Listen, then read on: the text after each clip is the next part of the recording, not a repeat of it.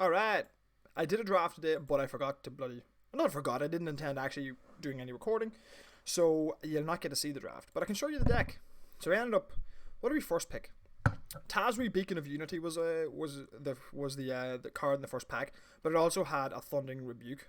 So I mean, Tazri's pretty cool because if you're reliably partying, she's like could be a 3 mana 4/6 or 4 mana 4/6, which is a great card, even without her ability. Then I got a Shadow Skull Minotaur, so I was like, okay, cool, let's do this thing. Then I believe it was a Pack Beast. Then it was a Relic Axe, because like I've got a Minotaur, I've got a Thunder Rebuke. Let's set up maybe and see if we can go red white warriors, right? And then the next pick was actually a Ravager's Mace. I was like, okay, let's take that as well.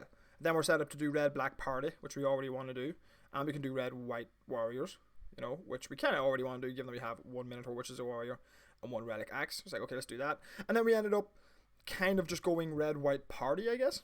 So we got a couple of Electromancers, a couple of Grotag Night Runners for the rogue, and a nice card in and of itself. Not the most aggressive card. A 2/3 is not the worst though. You can live with that. It attacks relatively well. So I was okay with that. And we got enough warriors that I'm happy running the Relic Axe because we picked up a Pack Beast pretty early. So yeah, so we got the Teeterbeak Ambusher, we've got a Pack Beast, Paratactician. We should have we have a Maria Captain and an Outrider, and the 2 warriors as well, and the Akun Warrior. We should also have an Expedition Champion. I sort of picked like a third Outrider over an Expedition Champion. I didn't see it, or I snapped it off too quick. So it's kind of like, it's not that aggressive because we didn't end up with a lot of 2-drops. We ended up with 4, which isn't great, but we do have the 1 Sneaking Guide and the 1 Cleric. So like a couple of 1-drops kind of make up for it. The Cleric's nice. These are both nice aggressive cards, so it's pretty much an aggressive deck, but unfortunately I didn't really get there with early playables, so it's going to be pretty draw dependent. That's why I've kept the Apparition in. It's only a 2-mana 2/2, and it's not a party type, but it gets a block right out of the way. It'll help. Cthulhu's Fury can help us finish off. The Outrider, I was debating whether to play him at all, but I think that little pump will be worth, especially if you can get it to our Kitesay Cleric, or maybe you can use your Sneaking Guide, give something unblockable because it's 2 power, then keep your Outrider, pump its power and attack. And then of course these Minotaurs, if we can party well, it doesn't matter that our aggro isn't the best, because these guys, if they come down for turn 4, turn 3, or if they come down for 4 or 3 mana, they'll just smash through people. Just absolutely smash through people. So I'm pretty content with that as it stands. So I'm going to try. I've got McKinley Stampede, and I think we're running like 17 creatures. Yeah. McKinley Stampede as well, and a Akun Warrior, Kazul's Fury. So we're running 14, 15, 16, 17 lands, but I don't really want to count the McKinley Stampede even as a land, so that's why I'm happy to run 17. Yeah, I would really prefer not to have to cast this as a land, but we'll see. But yeah, let's give it a go, see if it's any good. I don't feel like it's a brilliant deck, but there's like enough payoffs in there. We got a Fearless Fledgling as well, which, even if you're not an aggressive, even if it's not the most aggressive deck that it could be, like an unchecked Fearless Fledgling for 2 mana will win you the game. So you can't ask for much more. So I'm going first. It's a 2-lander with a Fearless Fledgling, so I'm going to take the chance. We have 15 more lands in here, so we might make the hit. I don't know. We'll see. Because Fearless Fledgling on the play is going to be pretty hard for my opponent to answer. Yeah. Okay, good.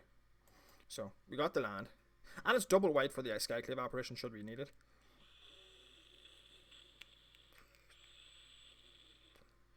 Because there's not much blue can do about Fledgling. It can bounce it, of course. If he drops red, then he's got Royal Eruption. He's got access to Molten Blast, which will kill it. Double blue, okay, so basically... Okay, that's a good slow start for us. So now we can drop our Night Runner and hopefully get more cards out of it as well. We're going to drop the Night Runner now. Non-land, non-token permanent. Okay. So I might get that Relic Amulet out of the way with this Skyclave Apparition next turn.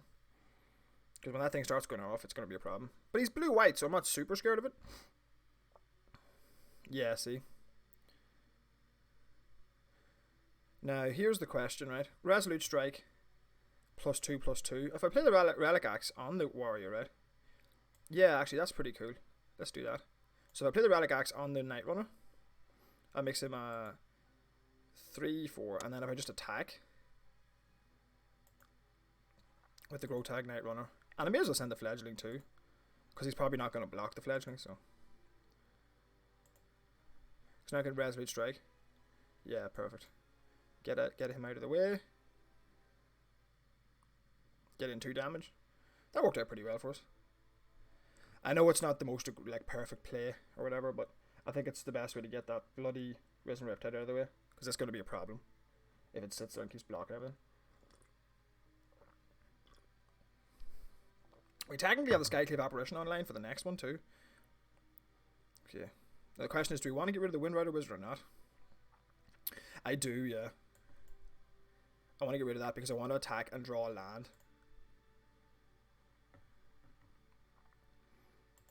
Now the problem is he can get that back pretty quickly with the Relic Amulet, but I want to draw land. Yeah, play that. I mean, I'd rather use it to win the game, but see, he can easily like ping off the Skyclave Apparition now. I know that, but blue-white's not going to have the easiest way of doing that. See.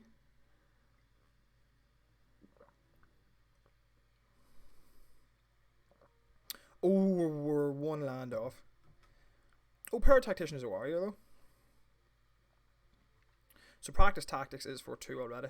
I would play the warrior beforehand, just in case he. What could he have? He could have anti-cognition now. Dry disruption.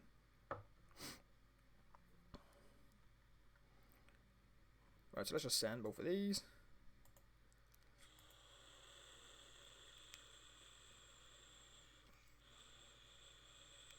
I know I'm representing practice tactics by attacking, but yeah, okay, cool. Hopefully we hit another land. Yeah, perfect. Yeah, these are all a bit out of the order for the Felix Fledgling, but. So he might have something end step, maybe like, what do you call it? Oh, he didn't. I was expecting like a Deliberate or something. Get himself another counter, then on the next turn kill the Apparition, get his 2/2 back. But now the Paratactician and the Shadow Skull Minotaur are going to be attacking together, so that's going to be tough for him to deal with.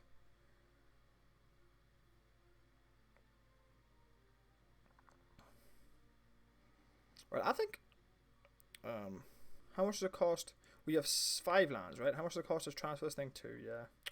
But I can do this and keep practice tactics up, yeah. That's got to be pretty safe, right? He might have anti-cognition, but he would have countered the Paratactician, you would think. Paratactician. He might have also Druid Disruption. Oh, okay, so he's doing that so he can kill something? That's good, but I can pay 1, so. That's okay.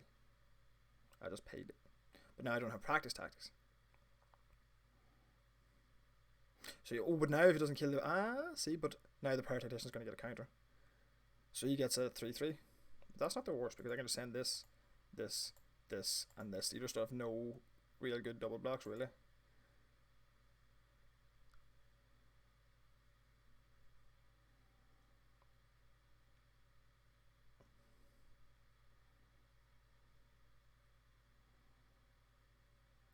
I mean, you have to block. Yeah. You have to block. It's an awkward block for him. So we lose 1 creature. He loses 2. And land. Yay! Fearless Fledgling is keeps growing at the wrong time. Per yay. That'll be all she wrote, mate. What can he possibly have? Practice Tactics can't do anything. Yeah, he's just dead.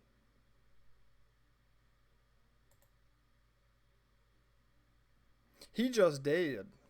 He dead as hail. That worked out pretty well. We got a nice aggressive start though. The Fledgling is just. I mean, it ended up being a 5/5 there, 4/4. I mean, even if I couldn't get the flying in, it just worked out well. And the wee trick to get the Risen Riptide out of the way was nice. Let us put a lot of pressure on. And by the time he could get the Windrider Wizard back off the Skyclave Apparition, he really should have just what do you call it? I suppose you had to get the wizard back to even be able to survive. You didn't have much choice. Well, not the wizard. You had to be able to get the what do you call it? He had to be able to get the 3-3 token. This isn't really a good hand, but I'm going to keep it anyway, I think, because if again fledgling. He could very easily just go frickin' rabbit bait on my fledgling. That's gonna suck.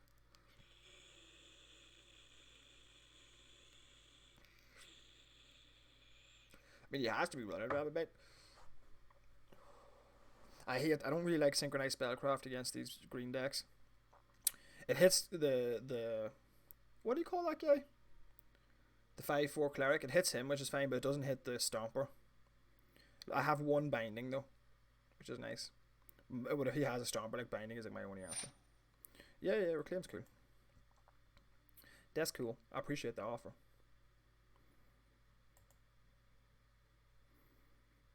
At least you have a turn 3 play. Now he's gonna have to think about keeping his Blightblade back. Okay, good. So we got 4 lands. That's not so bad. I'm pretty happy with that. Means the fledgling's gonna grow if he doesn't rabbit bait it this turn. But even then, you're trading a 2-mana card for a 2-mana card. I mean, it's pretty fine. You know, and he doesn't have rabbit bait for other stuff. Now, unfortunately, a 1/1 Death Touch really does put a dampener on Growtag Night Runner. It stops Kabir Outrider from doing much as well. Scale the Heights. Okay, cool. So the into life, he's a 2/2 now. Okay. Yeah, I don't mind you doing that. That's fine. You do you, boo boo. You do you, boo boo, and I'ma do me. Do I want to get an extra card right now? No, because I can play a land, then Kabir Outrider up the Fearless Fledgling, right? And then I would prefer to have the Rogue online. It'll encourage him to keep his Blightblade back, which is probably good for me.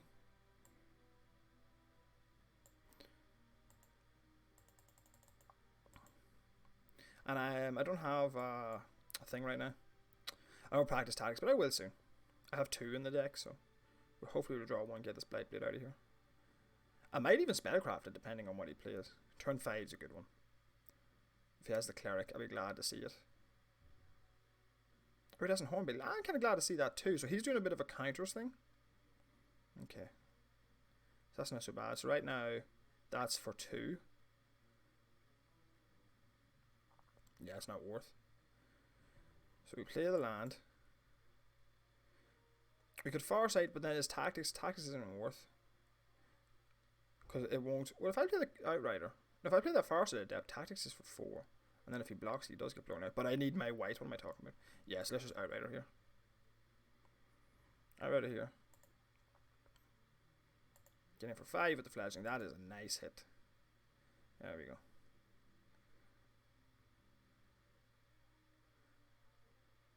I could have Farsight Adept to try and get the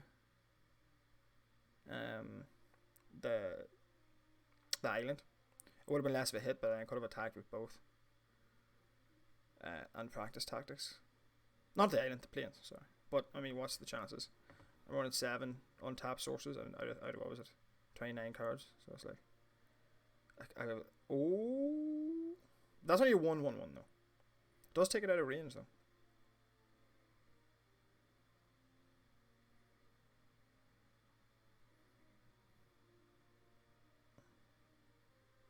Yeah. Bye bye, little buddy. But that wasn't too bad. That was like a...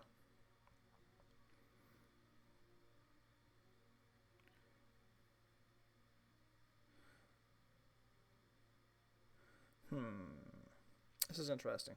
So if I attack, I can practice tactics after damage. But then what am I doing? I'm throwing away a 3/3. Is that worth it? Not really. I think at this point we just want to Farsight Adept, see what we draw. So now our practice tactics is for 6, right? Oh, a Minotaur. Okay, cool. No attacks. So now I got to practice tactics for 6, so that's pretty good. And we can practice tactics and Minotaur next turn. Ooh, spare supplies. Not so good.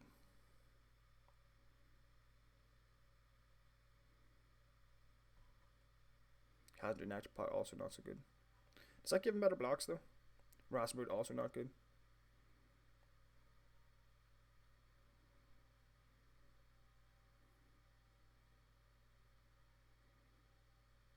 And my land short just go double Minotaur. That's a shame. So if I just drop this thing, like, what happens? And I attack with it. He can just morass a brute cast and do Nectar Pot.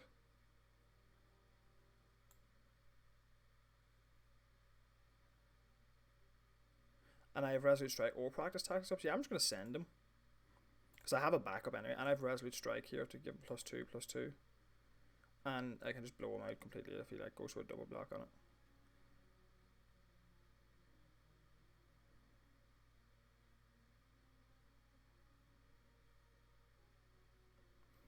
Yeah, that's going to be a problem, so I'm going to have to deal with that.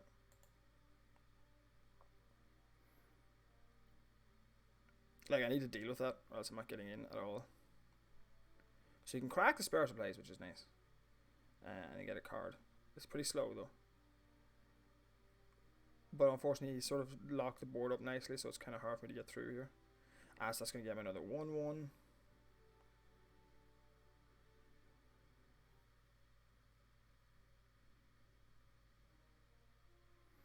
Huh. I'm only one land off playing that. A 4/5 is important on this board as well. Now if I attack on my 5/4, I can just synchronize Spellcraft whatever he blocks with, or I can Resolute Strike in response. Resolute Strike, it's +2/+2, so that makes him a 7/6. So you need to put like, and that's pretty awkward for him actually, to put 6 on it. Yeah, I'm just going to attack with him again. I could attack with both, but I'd rather actually just do this because I want to see what he does. Because I don't mind walking through. Okay, so a 4/4. Okay, so I'm just going to Resolute Strike. Take out the 4/4. There we go. I'm going to drop. I'm going to hold this for now. Well, I'll hold it for one more turn. Because there's technically nothing else I need to do. Okay, we're starting to walk through his board pretty nicely. He's basically got 3 1/1s, a 1/3, and a 4/5. And we have 2 5/4s, 2 3/3s, and a 2/3. Now we can probably start sending. Well, no, we can't until that Hornbeetle's gone. We can't start sending in. I knew you were coming. Turntim Prosthetic, that's his name.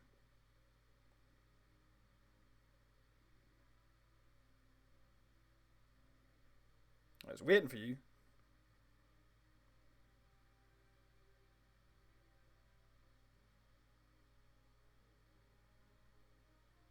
Yeah, there's not much you can do there.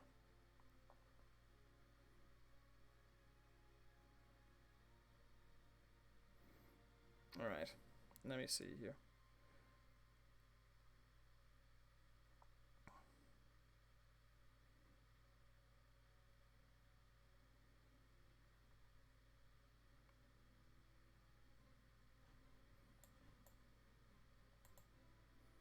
I'll take him out now, so that he's forced to block with his 4/5. If I can clear his 4/5 out of the way. I know you can put all of these guys on it. But at that point, it's like, then I can work my way around the other guy, or if I get this Akuma Warrior out. He's going to go for it. Yeah, fair enough. I don't mind so much. Yeah, that's exactly how I would order it, actually. Get the plot. So I trade 3 for 1. It's not the best trade in the world for me. But oh, okay. Well, that's not so good.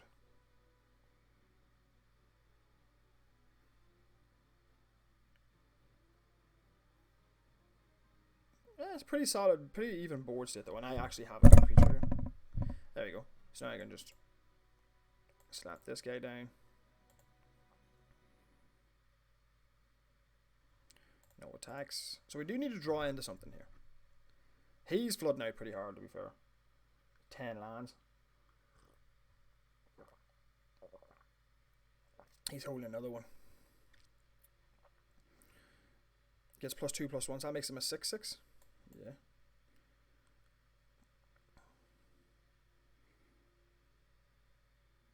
A 6 is kind of 5/4, so I really should just put it on him, really.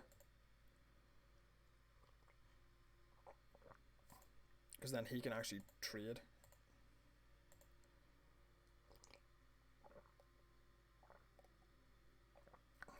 Hopefully he doesn't have a trick. Oh, he doesn't. That's nice.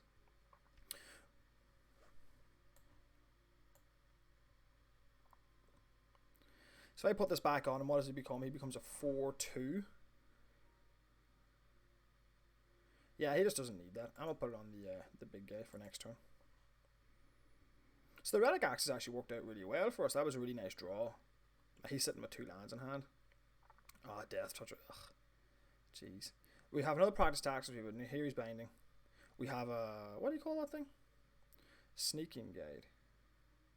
That's not the worst.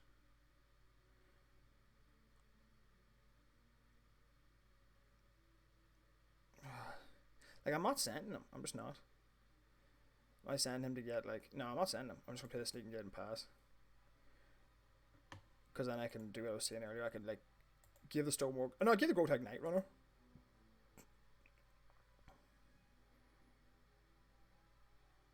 Unblockable. Not Conley. Okay, so 4-4. This guy's got a lot of fucking dudes. And you're going to get 2 1-1s now. But the good thing is I've got good blocks, so...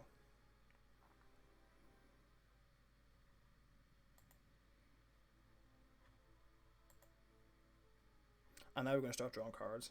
I could equip as well, but I'd rather actually be able to cast whenever I draw off him.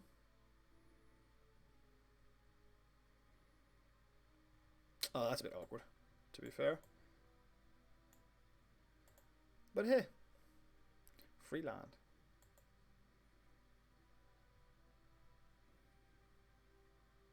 I could equip the thing and make him a 3-4, but I'd rather have more mana available.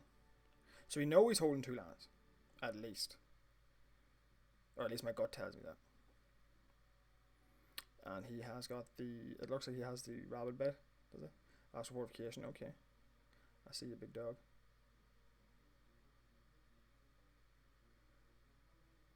It's another 1-1 for him.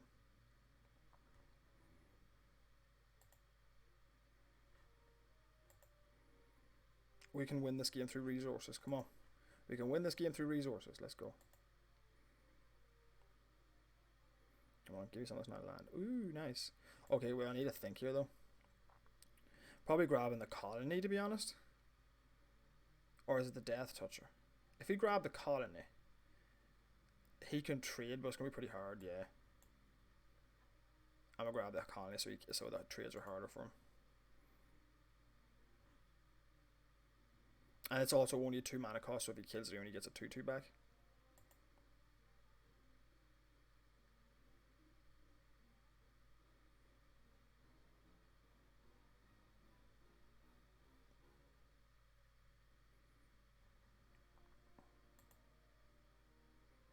Did I ever get to play the land last turn? I don't think I did.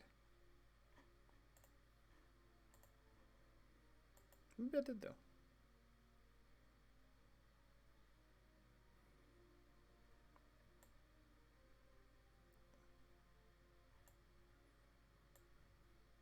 So I'm just going to play that. It's a lot of mana.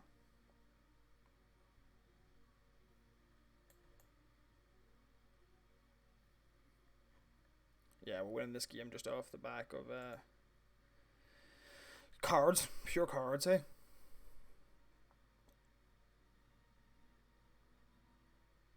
So he's holding just 2 lands and a 2 blade play.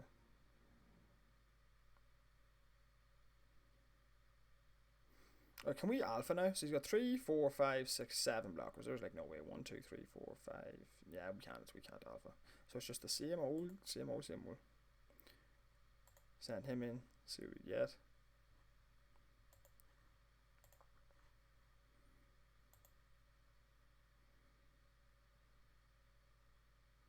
Now here he's binding. Do we binding one of the Death Touchers? At this point, is there any point binding the Death Touchers? If I binding the Hornbeat, he still gets his 1/1s, but then my 6/6 can attack the Death Touchers. He get 5 through. Then he has 1, 2, 3, 4, 5, 6 blockers, right? He said no, 5 blockers after that, so he gets 5 through. Grotag's getting 2 through, and then he's got 1, 2, 3, 4, 5 blockers. 1, 2, 3, 4, 5 attackers, but they're not great. They're not great trades. He could trade with the Skyclave Apparition, get a 2/2 back. It's not worth much. Yeah, I'm binding the 4/5 to make his blocks awkward. He still gets the counters or whatever, but I'm just gonna play this land out. He still gets the counters or whatever, but he's holding 2 lands. He still gets the counters.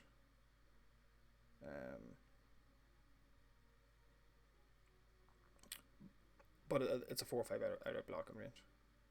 He might have disenchant, to be fair, but like I doubt it.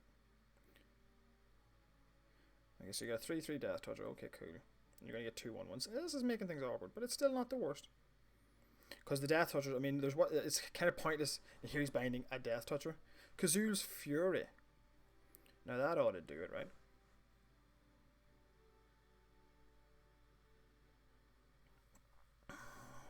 How much damage does he take from the warrior, right, is the question. Yeah, I'm going to send I'm going to send the warrior and the other warrior, yeah. I'm going to send the Paratactician and the Akuma warrior. He'll be able to get these guys, but then Kazoo's Fury can just finish the game. So, I think that's what I'm going to do. So I'm going to send the Grotag guy again, get 2 in, then send the warrior, because if he doesn't want to take trample damage, he's going to have to block up with a lot of stuff. On this, yeah. So it's a 4/3, so he can't. He has to triple block it if he wants to kill it, or he can just death touch it. Yeah, I know that. But I mean, how is he getting through, right? So what's he gonna do? Is he just gonna put like 4, and he's just gonna take 2 damage over the top? Yeah, he's gonna. What are we doing here? So that's 4. So we're taking 2 over the top. He's just gonna put all 6 on it. He's just gonna put all 6 on it. That's pretty nice.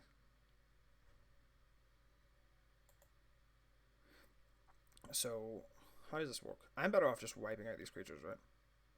And then Grotag Nightmare's getting in for 2. Yeah, because then I can just move the axe later.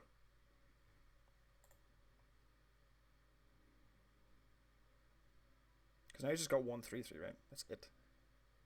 I get to look at a card. Oh, I get to play TDP Ambusher. That's awesome. I keep. Okay, so I should probably put this on something. So if I put this on TDP Ambusher, he goes to be a 3/4. I can literally pump him next turn and probably kill with it, so that's what I'm going to do.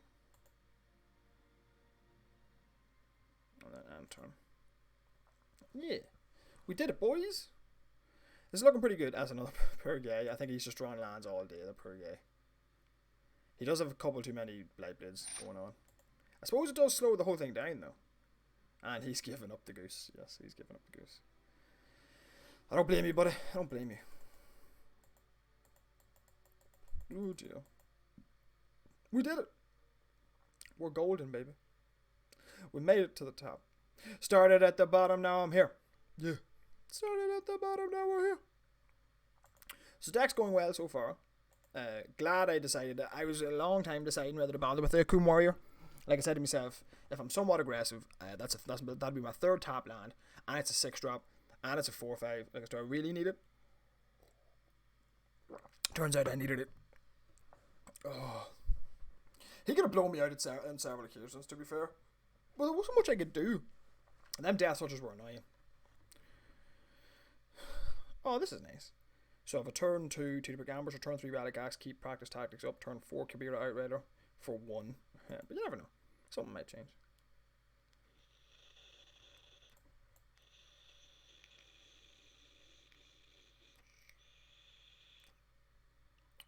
He could have anti-cognition, but like, I mean, or Jawari Disruption. No, but he doesn't. So goodly. Vanquish the weak. Don't vanquish it, please. Or he's gonna vanquish it my turn. Prick. I know you. I can see you thinking about it. But I'm going for it anyway. I don't care what you think.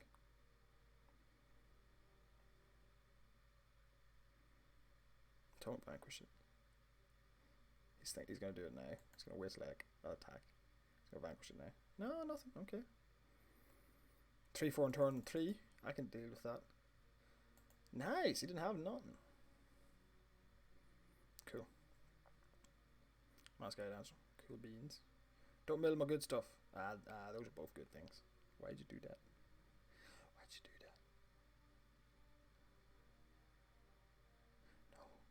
that? No. No. 1 mana Bulbous Snare and a 2 mana TDP Ambusher. Yeah, sure. Pew. You don't know if I'm going to get more value for it, so like, I'll go for it. Thunder Rebuke. Nice. So now I'm glad I used that when I had an opportunity. So just Kabira Outrider. target it. I guess if he has Vanquish the week, and maybe I catch him sleeping, he mightn't click it in time. He might click Resolve or something.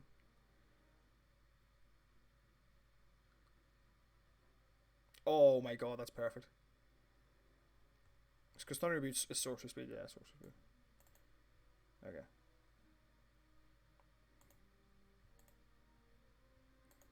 Tyrannic Axe him up. He's a 5-4, right? And then Thundering Rebuke the Dread one. And slap for 5. Let's go, boys! Hit him. Hit him. This is good. We're like pretty even on resources. He's got more cards than I do. No. No. Don't do it. That's a pain in the booty. Kind of blocks pretty well. Here. No, don't do it. Don't bulbous snare it. That's 3 damage. You're down to, what is it? Yeah. Oh, 4 damage. Yeah. Do I just like pump this? Do I have anything else to do? I have 6 mana. Yeah, I may as well just pump this to like have him take less time.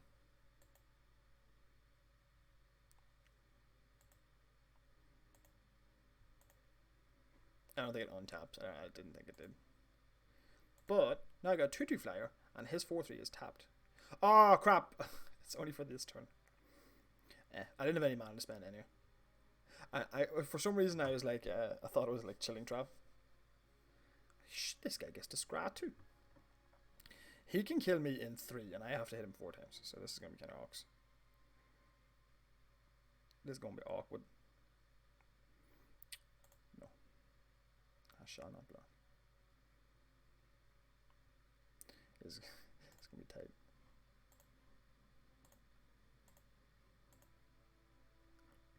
This is going to be tight.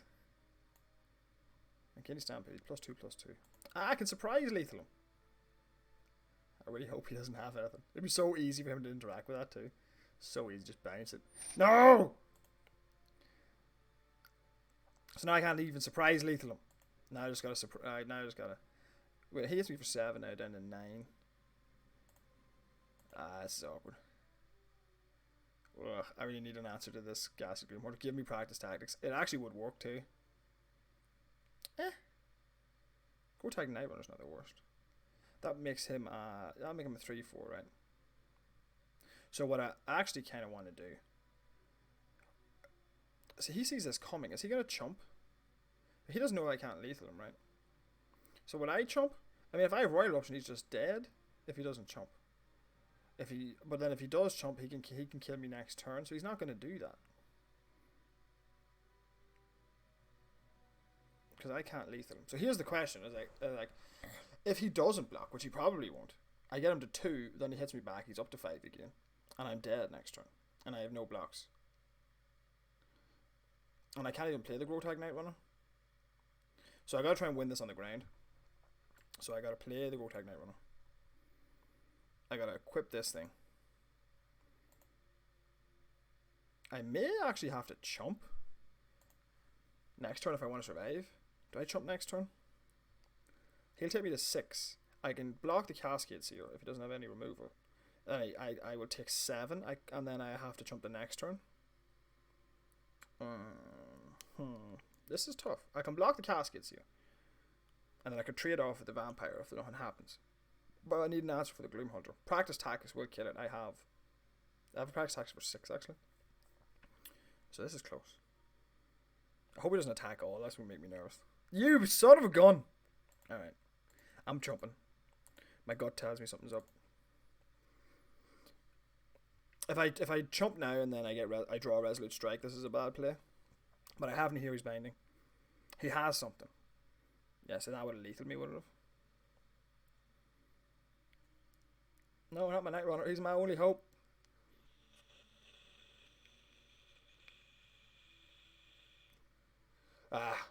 Yeah. I'm glad I did that though. Would that have been enough to kill me? Yeah, there's no way. There's no way I could have blocked there without went well.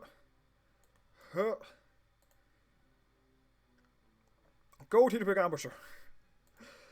Do what you were born to do. Hit me, big dog. Hit me. Hit me. Yeah, that wasn't so hot. That was not so hot. I don't know if I could have done much differently though. I don't think I could have. I think I just played that game the way I was supposed to play it, and I got boned. I got boned. If I'd attacked, then pumped him. No, I had him in Kidney Stampede first. That's kind of the worst part. So then, yeah, I guess he could just take that. But maybe the smartest play was to make him think I had Royal Eruption, and that if he took that he was going to die. Then I would have eaten the 3/3, but then I would have taken 7 back, and with Subtle Strike that would have been 8, which would have been enough to kill me. Then next turn play the Go Tag Night Runner and my thing. Then I can chump both of them. Nah, this is not a winning play. Neither of them were winning plays. I don't think.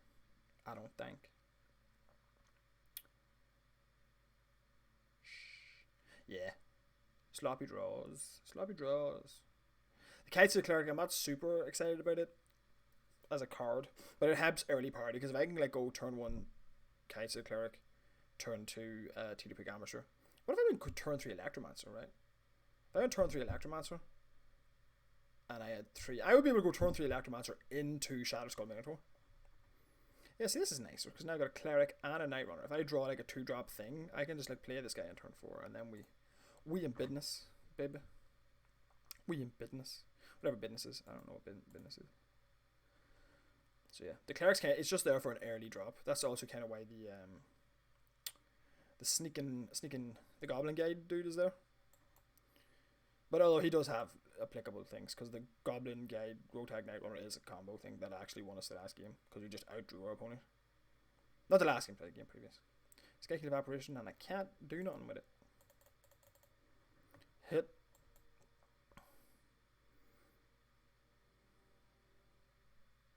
I do need another land. Snore Pack, yeah. It ain't no thing. Ooh. Do I Skycliff Apparition now? No. So I just hit. Hit! And we drop this boyo. And then if all goes well, turn 4 Shadow Skull Minotaur. Slap you in your face. No. No! Why are you looking at it? Don't look at it. You don't deserve to look at it. Okay, so here he's binding. That actually doesn't do anything. Luckily. Please use it on him. Oh, you beaut. He's too worried with me drawing cards. Now, you done messed up, son. You done messed up. Ah. Nice. I can actually Skycliff Apparition the binding, right? And attack for 7, 8 next turn. Draw an extra card. That'd be sweet. That'd be super sweet. But then I only have 2 mana floating. And I'm probably going to have to bin whenever I hit off the Night Runner. Unless it's a land. And at this point I would have 12 lands left in my deck out of a total of 30. So I'm like less than 50 to hit lands. So it's probably not worth. But then, I mean, it might just be worth for the 2 damage.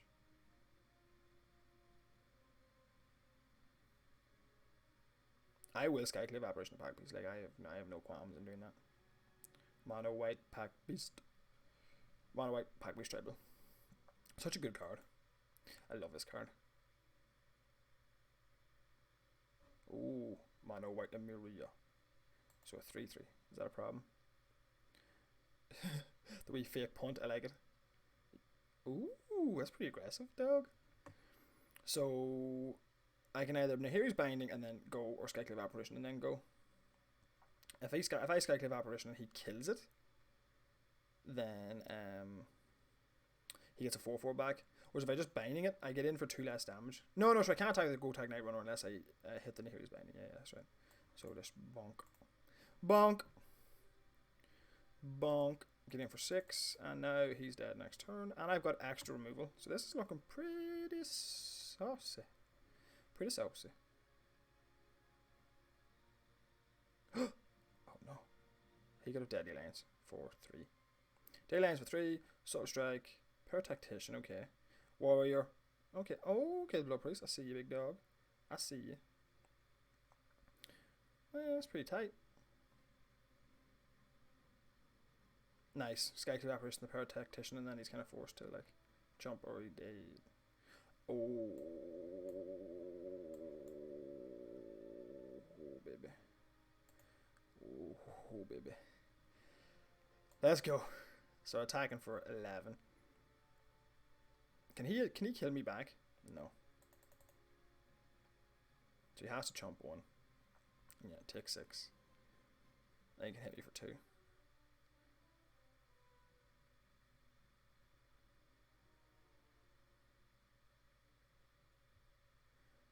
And he has had enough. That was just kind of dirty. That was the perfect draw. Oh, man. And we were talking about Shadow Skull Minotaur being out early and like getting his cost in. It just shows you it's so strong. It's so strong. So we're 3-1 with this red-white deck. Let's push on. Try and get a couple more wins on our belt here. What the fuck? What is that? I don't know. I just don't know.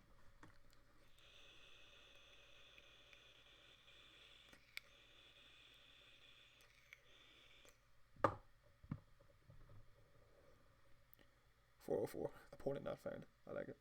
Go first. What do we got? The Fearless Fledgling on the play. Let's go.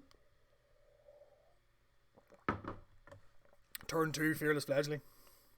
Fear me. Fear me. That is awe-inspiring. That would strike terror in the hearts of any. Griffins nest in precarious places, so fledgling often find themselves taking their first flights at surprising moments. Legitness. Okay, we're not going to get a fast Minotaur in this one. But we do have Resolute Strike and or Practice Tactics. Double white-blue. Okay, this is good. We're getting paired up against colours that really don't do the thing, though. Okay. It can bounce this thing. Okay, and then this guy. Don't Joy Disruption or Anti-Cognition me. Thank you. How dare you? So the Minotaur's out in 5. So if we go land drop, we're in really good shape, actually. But then if my auntie had balls, she'd be me uncle. So I don't know. That helps. Thank you, Oppo. Now, it's always going to be... So wait, Computer Outrider can make that a 4-3. Do I want to trade off? I suppose I could just a Resolute Strike maybe. But then that's getting less down. That's just applying less pressure. But then at the same time, if I don't draw a land, I can Computer Outrider next turn. So yeah, maybe that's what we do. Get that 3-3 out of the way. Maybe he'll just fear it and take it. Nice. Eat it. Whoop, boom, boom. Okay, cool. Because yeah, we can just Computer Outrider next turn anyway, if we don't draw a land. And now he's got one less blocker. Which means if we can Shadow Skull the next turn and he doesn't have another blocker out, or he's got... Ooh! So that's going to be awkward. I could send both. I'm just going to send both. Right? Practice Tactics makes 4 1-1s, which is that marginally... Is that worse for me? Is Practice Tactics worse for me? Because I can just Practice Tactics and make 4 1-1s.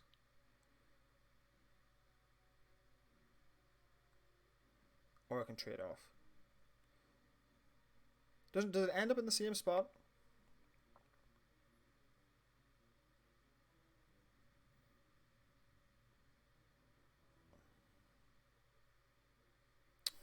I'm not sure.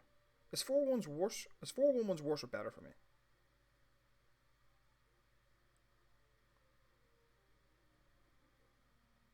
It's gotta be worse. Yeah, I'm just gonna trade off.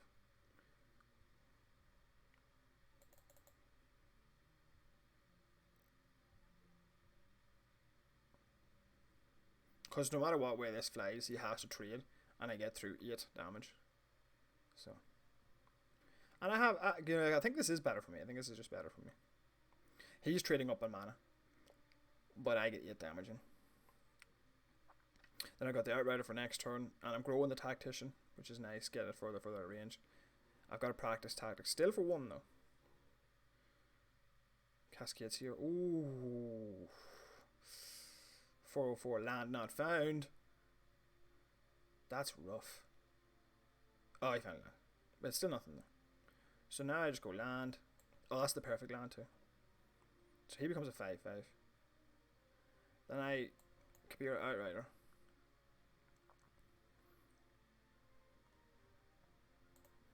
He becomes a 5/4, right? I could chip for the extra damage in the air, but I don't think it's worth. Because I have practice tactics up, like, so. Yeah, I'm just gonna eat it, like. If he does anything, I can obviously practice tactics in response. But I don't think there's anything but one blue. Chilling trap. Okay, cool. Well, now I just practice tactics in response. That works out perfectly as well, because now I just still eat it. Chilling trap. Should have seen chilling trap coming, actually. I always sleep on that one. Yeah, he's kind of boned there. The practice tactics really just kind of finished him. It was good to let him block first, so that I had the 1 damage to finish him off. I guess I forgot practice tactics was for bloody 2, so I had to be careful there. I almost forgot it was for 2. Alright, well, once I hit 4, I'm always happy. That's like kind of like, for me, that's where I want to be. 4, anything less than 4, and I'm disappointed. Yeah, this format, I have found that the aggressive decks perform much better on average.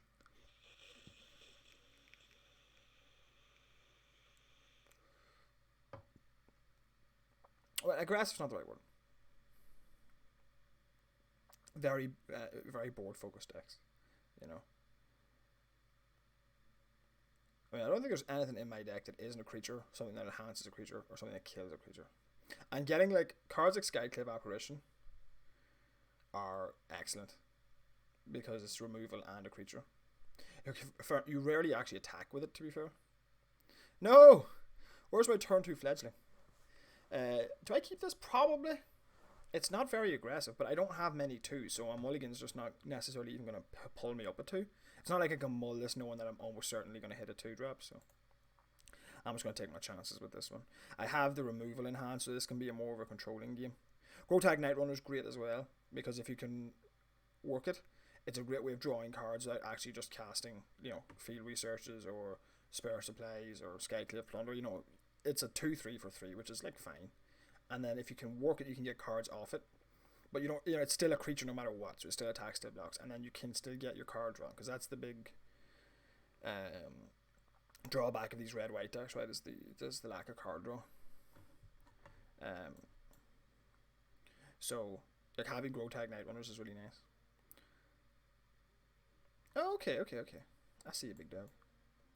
Shasko Minotaur is not gonna come out anytime soon, but you never know. Okay, so we got 2, 3. Okay, I do need double red here at some point. Right. Now, he could easily, if he just passes, okay, what am I doing? Discards 2 cards. What am I going to discard here? I can contentedly discard a Plains and a Practice Tactics, I think. Yeah. No! My other Grotag Nightrunner!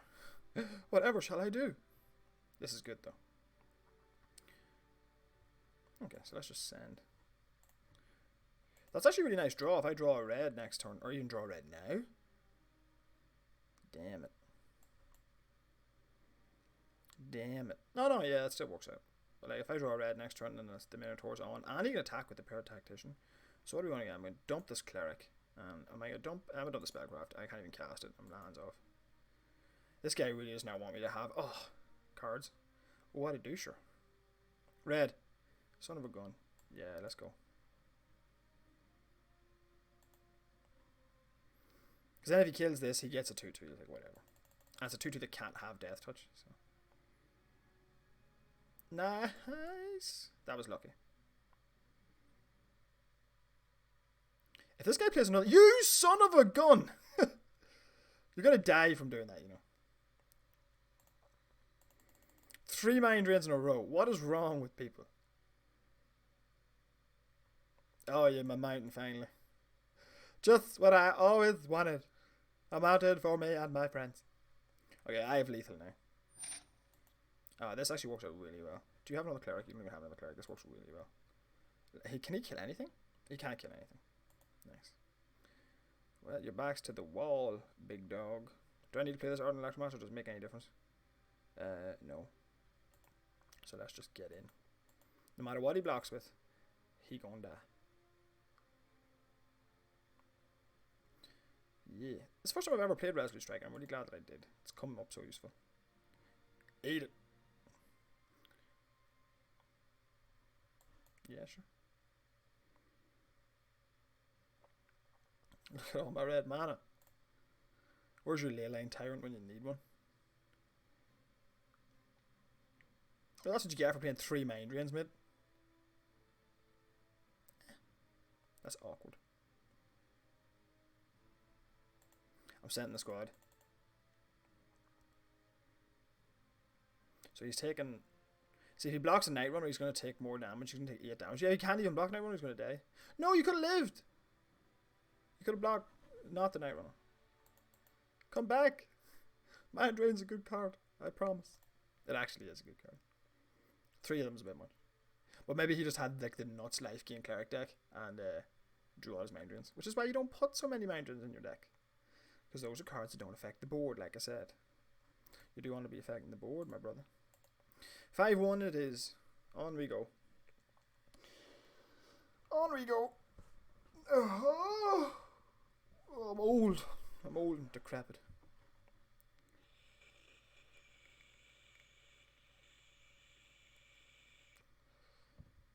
Nicotine will fix that. Feel bad for that opponent. Why am I still playing bronze? This like that's another bronze. There must be maybe there's a problem with the this happened. I remember this happened with the Korea. There's a problem with the ranking. Right, can I keep this? I probably can. Because Pack Beast lets me filter. Yeah. And I'm on the draw. If it kills my Pack Beast, I'd be heartbroken. So I can go Pack Beast and a Night Runner, which means that Shadow Skull's only it's a 4. Okay, cool. I still need double red, so it'll be turn 5 before I can cast it if you're using the Pack Beast. And I need 5 mana. Don't vanquish my thing. Ooh, yeah. Give me red source. Damn it. Ooh, red source. Nice. And if I attack is before when he blocks, nah, it's not worth it. Because now you can just mentor next one. No.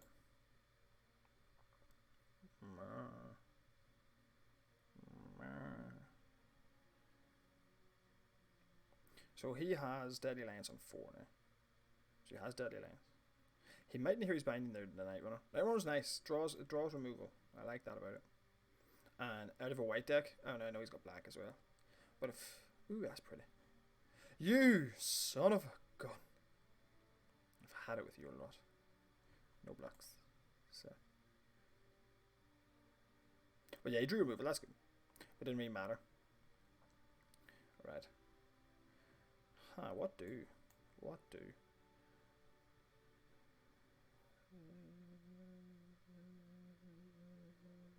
Am I gonna binding a cleric? No. Pass. Nothing we can do. I'm not practice tacticsing it. Oh, I love that art, by the way. So pretty. He big, boy, he big. That boy big.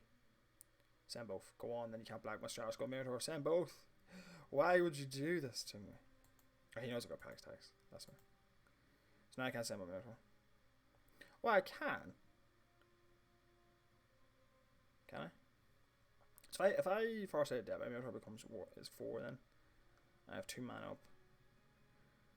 If I play Minotaur and send, he double blocks, I can kill both. He probably has practice tactics himself for he's practice tactics for 4 anyway. So I'm not sending the Minotaur even. So let's actually play this guy. It's now our practice tactics are for 4. And no attacks. And we can practice tactics something maybe.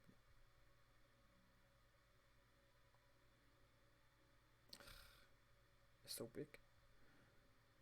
I wanted to hear he's binding it next turn. Oh, that's bad.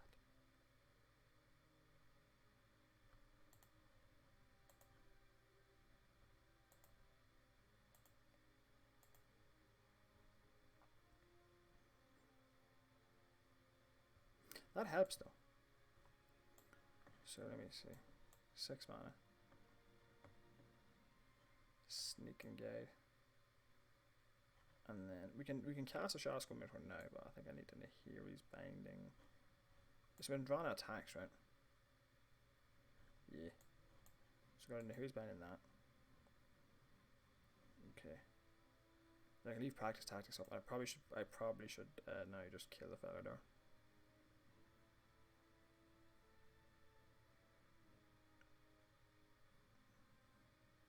Ah, okay.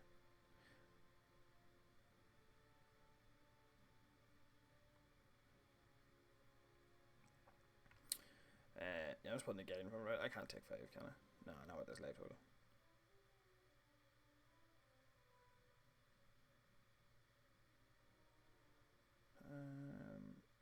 Okay.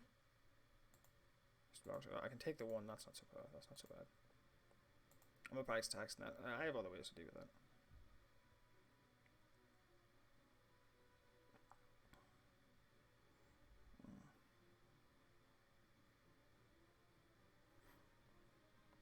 What's his practice tactics for? His practice tactics for 1, 4. Practice tactics for 4, right? There's nothing I can really do, unfortunately. Oh no, there is. I can kill his far side depth pre-combat, right? Then I can filter mana to cast the Shadow Skull. No, I can't. This is awkward.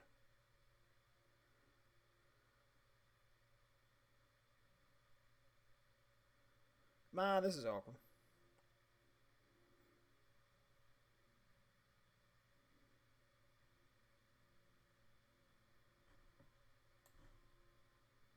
Man, I do not know what to do here. So, the fella could be for 7 next turn, which is like a pain in the butt. I don't have a warrior yet though, so this will help. This will be my product taxes for 6. That's still too much though.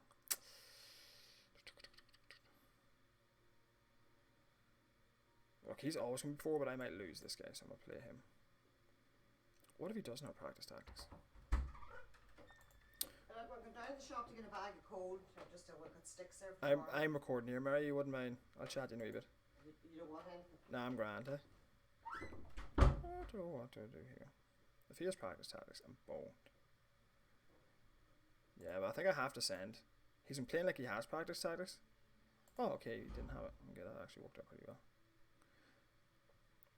Okay.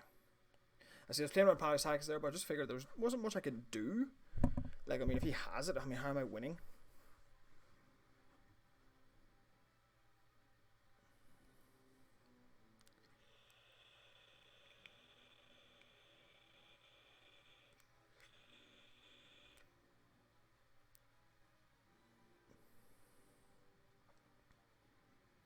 You should send the Angel Heart as well.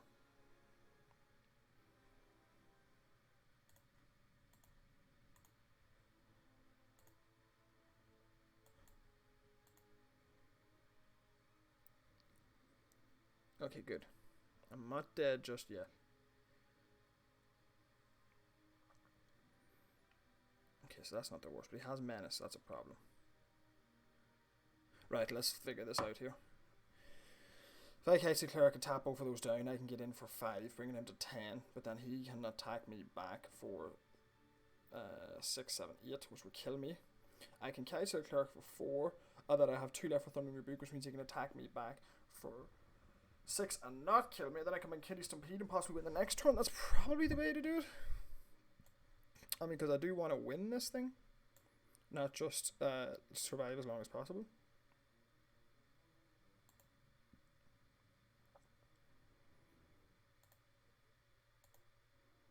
To tap both of them,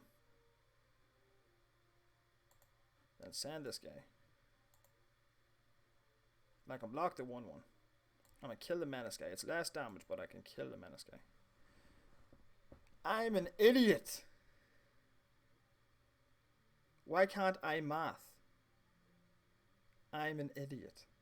Oh no, yeah, I can still win. But it's not the way I meant to. I can just block the Council Cleric on one of these guys. Because if he sends all, Um, that might have pretty rough situation. Yeah. Assemble for these. Chump. I'm only taking 3, which means the flyer doesn't put me to lethal next turn.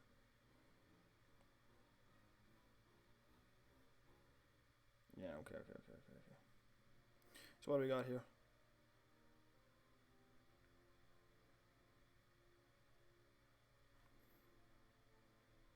So play the computer rider.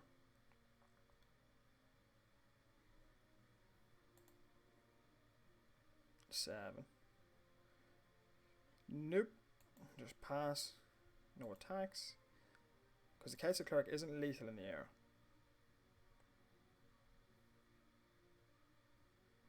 That's the question. Do you go for it or do you not go for it, right? I mean, if he goes for it, he's gonna get in 1 damage. He should just chip over the air and hope I don't draw an answer for that. Yeah. Good play. The problem is the 2/3 menace would put me in a way worse situation.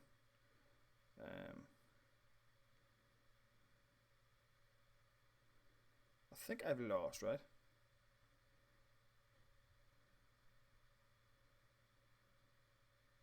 Yeah, I'm pretty sure I have, but let's go for this. I mean, there's no way he can actually. You just chump, and he came out with the Cleric. I meant to trade the Kaiser Cleric for the. I did me mad. I don't know what happened. I thought wrong. Yeah, that's that.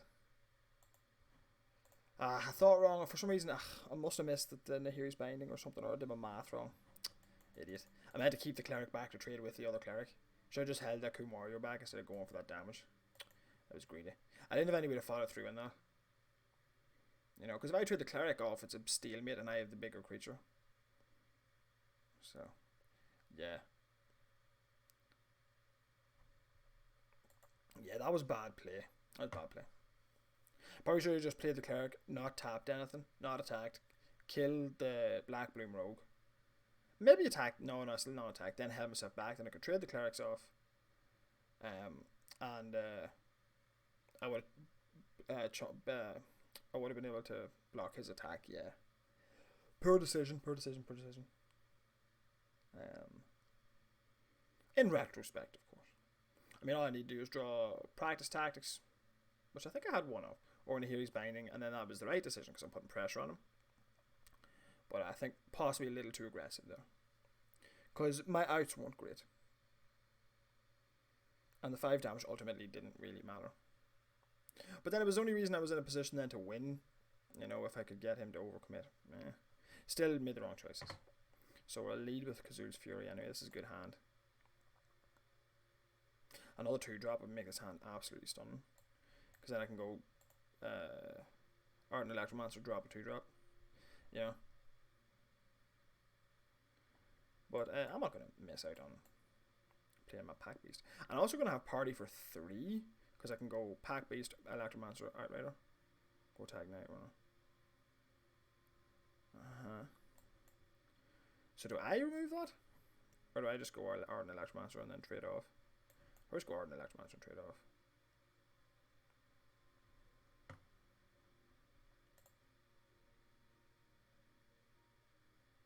No, he's Red Black Party though. So he probably has like Thwart the Grave and stuff. So trading off doesn't necessarily. Oh, okay. So he gets a card, that's fair enough. What do you draw? Can't play it. That's nice. Exhibition Champion, okay. So 2-3. What have I got? Do I want to draw extra cards? Not really, but I'll hold Nahiri's Binding for a little while.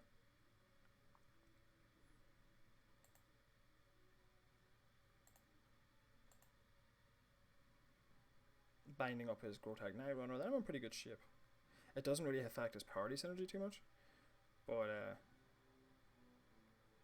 I don't love him drawing extra cards. Like, well, what am I supposed to do though? Well, that's not gonna kill me. So you could very easily have what do you call it? Like Thwart the Grave or something. Feed the Swarm, because you're taking 4. That's down to 10. It's pretty rough.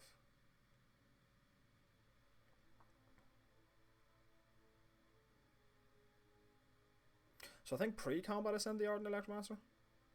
So he doesn't know that I have another one. Yeah. Pre-combat send that, we trade. Masquerader. That's still not the worst for me. Though that's pretty bad for me though. But at least we trade though. He must have.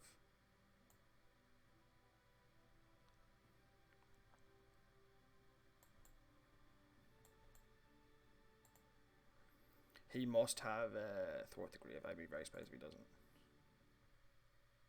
But he's only thwarting back and the Masquerade. That's right now, so it's not the worst. But my Shadow's called Minotaur. He can feed the Swarm that, to be fair. But then that's 3 damage to him down to 7. You know. Thwart the Grave. Well, Blood Beckoning, but then if you Blood Beckoning is for full value, you can't cast anything this turn. I do need something big though. I really could have done with pretty much any of those cards, to be honest. If I send the Wake, it clears the way for my Night Runner. I gotta assume he has something, but like at the same time, what am I gonna do? And yes, I'm sure he's got Thwart the Grave or Blood Beckoning or whatever. But I need to clear the way too. Because my goal tag Night Runner, if I can get it through, can draw me some cards. Acquisition. Oh, enjoy this Plains, mate. There you go. Have at you. Yeah, that works out pretty well. Can you have a trick? Yeah, you can have Soul Strike.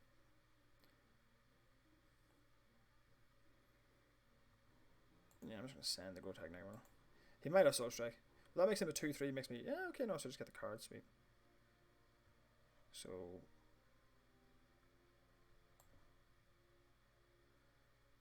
I don't think this sequencing matters here. I think I just get the points anyway. I forgot I had this card. 4-4, right? Yeah, boy. 4-4 Vigilance Flyer, that sucks. And a pumpable 2-2 Ambusher. And a Grotech Nightwormer that begs to be blocked. I'm in a good situation right now. I wonder what's in his hand. He hasn't cast anything in a while. What's he holding? Agadeem's Awakening. But that only hits 3 drops, so you only... Well, yeah, but they're different 3 drops, so you're only getting one of those back. Thwart the Grave you could have cast last turn, but he wanted to cast the Acquisition Expert. Probably regress that. Yeah, I'm not blocking that. Wait. Is there any reason I should block that? I mean, Zarath San is blue. Yeah, I'm just not going to block that. I don't understand why I would. Thwart the Grave, yeah, get for them back. So I'm mill 2. A Sneaking Gate, that's actually a pretty good mill for him. This actually works out really well. I put on the Pack Beast, right? Put on the Grotech Night Runner. Right, he's taking 4 in the air no matter what. And I can pump the T-Big Ambusher once. So I can make him a 3-3. So then that plus that. Plus that. So like if he blocks the other way around. Yeah, because if he because if he okay, so if he puts, so he has to put 1 in both the 4 powers or he's just dead. And then if he puts 1 in the 4 power, eats the Go Tag Night Runner, he'll take 7. Yeah, I think this is like an all attack situation.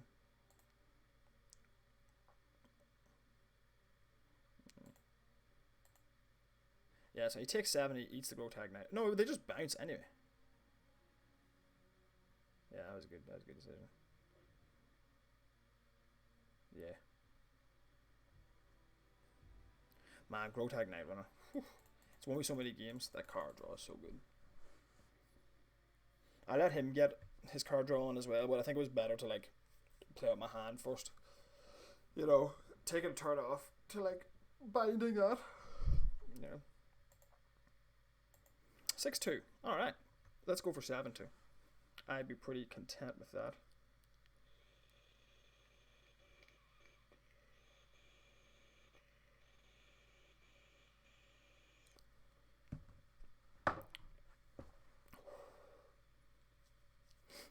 Also, in that other game that I lost against the other white red, was it white black deck, I probably respected Practice Tactics too much. There might have been a couple of attacks I could have made that I didn't make.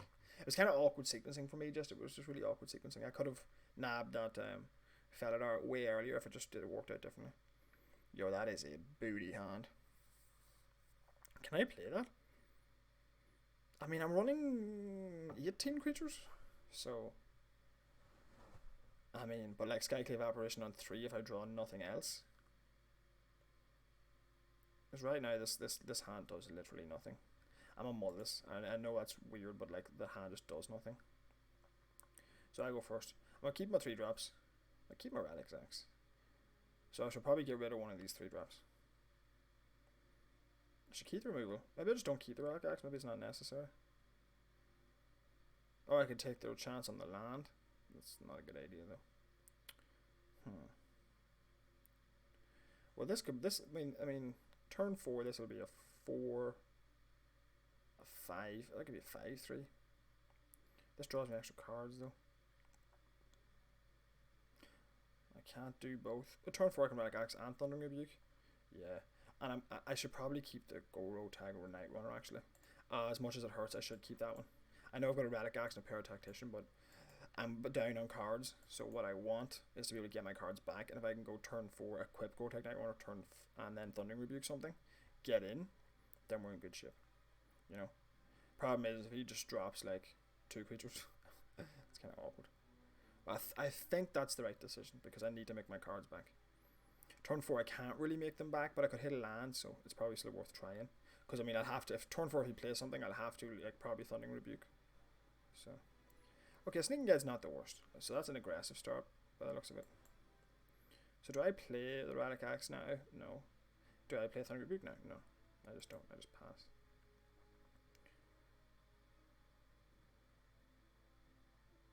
Hopefully he doesn't have anything. It's not the worst. It's not the worst. And in fact, I can just straight up attack through that. Okay, Shadowskull Mentor, that's a good draw. I do need land now, to be fair. Maybe he won't respect it. Maybe he'll just attack into it because he wants the damage. Who knows?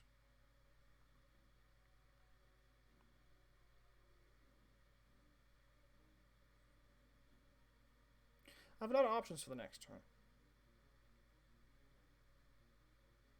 Okay, so it's a 4-2. Okay, I see you, big dog.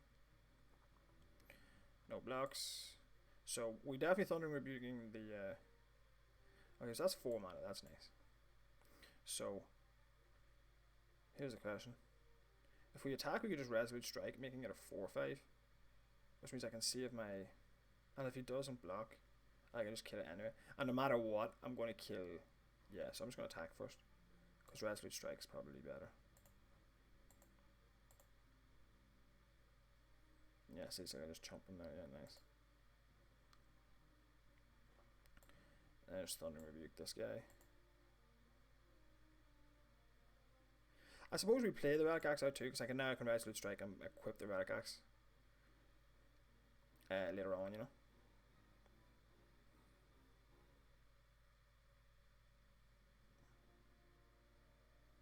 Ooh. I see you, big dog. That's a big hit. Uh-oh. Uh-oh.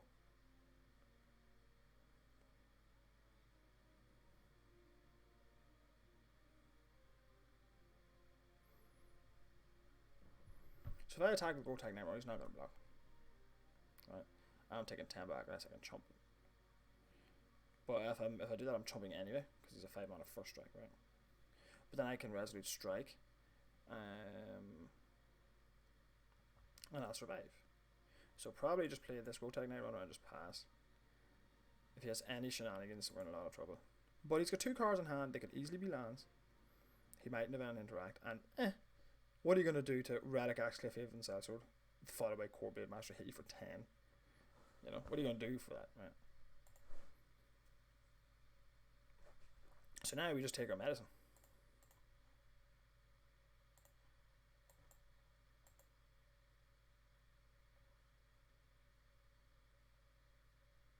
Yeah. I knew it was double striking I was going to have, but what do you do there? Modified Gang Guard, you don't control 2, so I need the Scar. Oh no. I need the Shadowskull Mentor out right now, so I need land. You sweet child.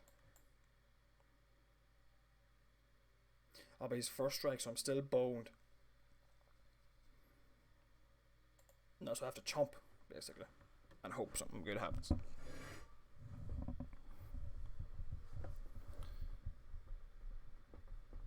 Okay, cool. I got a chump, right? There's nothing I can do. Ugh, that's heartbreaking. I just couldn't keep up there. It was too fast for me. But I still have to hear he's binding. So there are ways out. And so he's going to make him unblockable. No, because his power would be 3. So unless there's another warrior. Huh, do we attack here? I get hit in Hero's Binding off this, right? Now, if you don't attack, I'm forced to chump going without a ground guard. It's as simple as that, and then I lose. So, we attack. And in fact, I shouldn't have equipped that at all. Well, now we lose anyway. Been a pleasure, buddy. Been a pleasure. Nothing to do there. I think that was the right play, because I mean, if we were forced to chump, what are we doing? You know, because then even if we draw in the Hero's Binding, we're dead. So, because we have no defenders. 6-3. I can live with that. I hope you enjoyed, folks. That'll do me for today. Yeah, keep it real.